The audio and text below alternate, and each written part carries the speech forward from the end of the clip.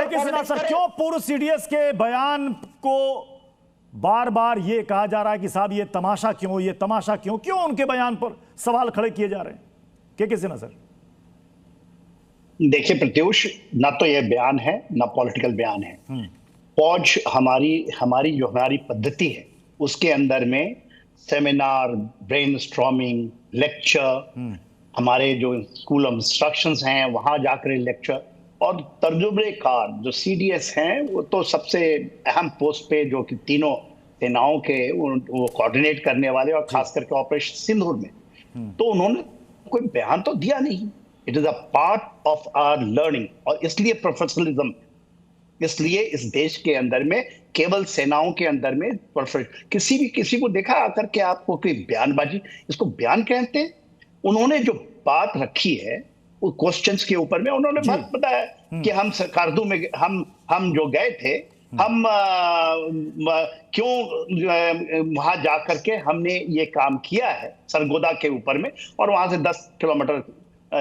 कराना हिल है, हमने उसको टारगेट तो किया नहीं। वहां पर एक लॉटरिंग एम्युनिशन जो वहां पर था, उसका इंश्योरेंस खत्म हो गया था, और पाकिस्तान ने इसको ऑफ रैंप लेने के जिस तरह से, और ये कहानी किस तारीख की है? 10 तारीख को 11 बेसिस को नूर खान, सरगोदा, सियालकट, पसरूर, चुनिया, यदि आप देखेंगे ऊपर से नीचे, मुरीद, रफीकी, रेहमयार खान का, तो ये तो आप इसके लिए हमें अपने गर्व से सीना करना चाहिए कि देखिए ये हमारी प्रोफेशनलिज्म है कि हमारी एकदम हम लोगों ने हिट किया, और एक भी तो एयरक्राफ्ट का मलबा तो नहीं मिला जिसको ये कह रहे थे मार दिया, ये कर दिया। अभी कोई बैठे हुए हमारे साथ, हमारे सेम प्रोफेशन के हैं, आज वो उसकी दूसरी तरह से वो दिखाना चाहते हैं।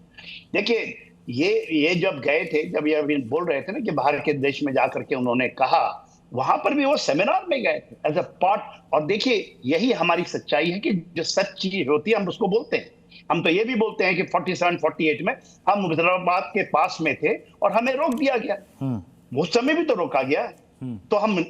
हमने 65 में लाहौर से 12 किलोमीटर मेरी बटालियन थी और sitting on Ichhogil canal, Lahore would have taken. हम लोग आज तक तो हमने सेना के बीच में, ठीक है, वो हमारी पढ़ाई की, हमारी रिसर्च की, अपनी चीजें होती हैं।